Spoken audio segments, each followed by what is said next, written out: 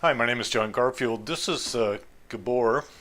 Tell me how to pronounce your last name one more time. Siklosi. Siklosi? Yes. Okay, so Gabor Siklosi is Hungarian. We met 8 or 9 years ago, I think, in Springfield, Illinois. We did a conference there. So Springfield, Gabor, Missouri. Sorry. Springfield, Missouri, sorry. So Gabor and his wife have been in Guatemala for 5.5 years until a year and a half ago, and we have not seen each other since. So it's been an 8 or 9 year hiatus. Right. And so neither, and Gabor had not read Seers and Doers, had not heard of Courts or Councils, and we talked a little bit about it last night. He came just to fellowship. He's traveling in my particular state and was staying close, so we invited him for a steak. We watched some football last night, and after the football game, Gabor read the first 5 chapters or so. First 4 chapters. First four actually, chapters of Seers and Doers, and then this morning we talked about. He asked me about praying together, so we did that, and I just wanted him to kind of convey, what the experience was like. I did warn him that it was a little bit, mystical, so it's like I apologized in advance, which I probably shouldn't do, but I did it anyway.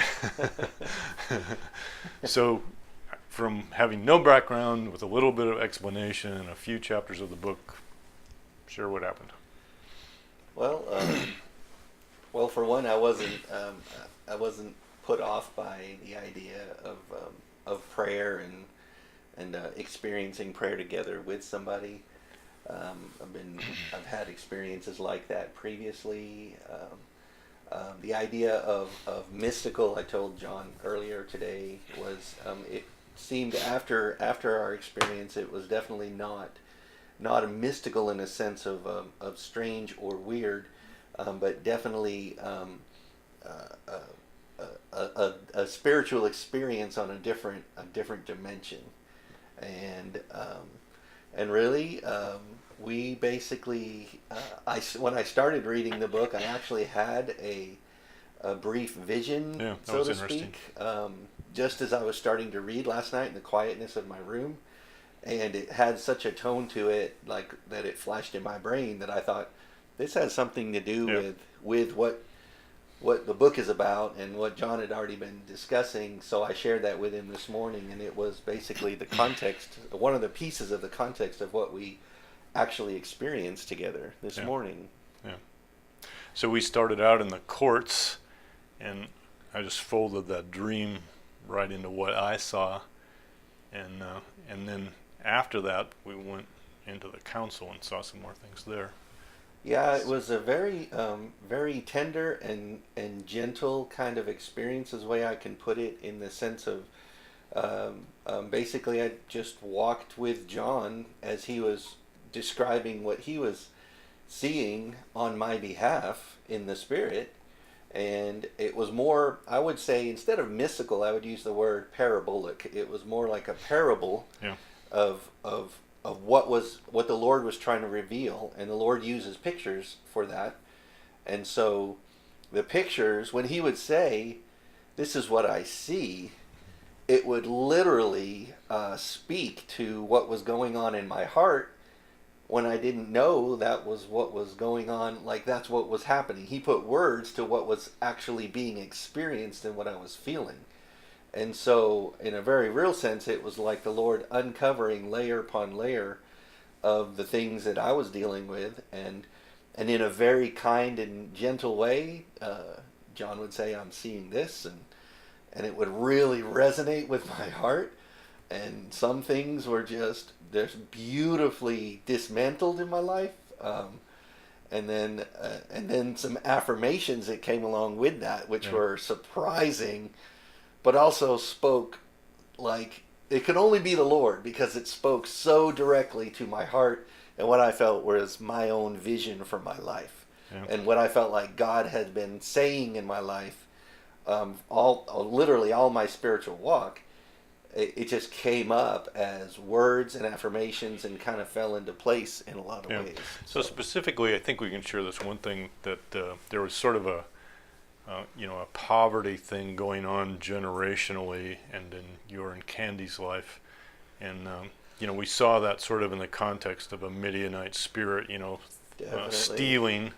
That's a common theme. And what I saw in Gabor was just that he would not only break that poverty or come out of that.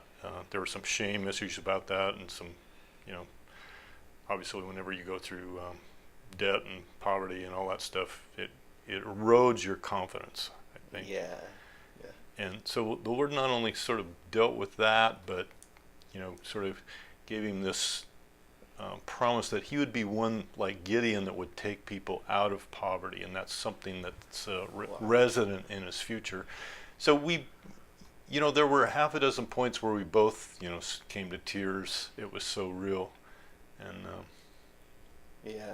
Yeah, definitely. Just really amazed, and as far as that one piece, reflecting on that, how generationally, just my family, how throughout my family had been, like distant family, had been basically plundered by the enemy, and that theme has hampered my whole family for all of our years, and how seeing how that physical experience in the world reflected a spiritual reality in the spirit, but then also being able to address that and kind of coming to terms with it, and really basically acknowledging it before the Lord and letting him do what he needs to do for that, and break that, and then get this sense of destiny associated with that, because that was one of the most meaningful pieces of that, was a declaration over my life that others would prosper because of me. And that has always been a very, very deep desire for me, but I haven't seen it manifested. It's almost like it's been stolen from my life. And so that was probably, for me, one of the most meaningful pieces of what we encountered today. It was really beautiful. It was really, really beautiful. Yeah. So just in closing, what I want to suggest is, my own experience when we went to Europe. We prayed with groups of people in both the courts and council. This was a one-on-one thing. We've done it with Beverly over Skype. What I'm seeing is not resistance to the experience or the theology. I'm not having people question it or get upset about it. I'm just seeing how open people are to the courts and councils, that is something that the Father is doing right now. And this testimony is one more example. So I want to invite you to read Seers and Doers, and we're going to do something in the future months for an online training and maybe some Zoom calls or something like that to offer something to help people, step into it. Because it's, once you experience it and have the opportunity to read something like Seers and Doers, you find out that it's not that hard. In fact, it's almost easy, and it's something that sons do. That's the big revelation for me personally, is that it's part of how the kingdom works, and it's something 5 or 10 years from now we'll all be doing it. It won't be any big deal. It will be like speaking in tongues, or whatever, prophecy. There's a dimension where it will be commonplace in the future. So thanks, Gabor, for Thank you, John. visiting. I really appreciate it. It was a blessing on many levels, more than I could ask or imagine. Yeah. So. Amen. Thanks for listening. Thank you.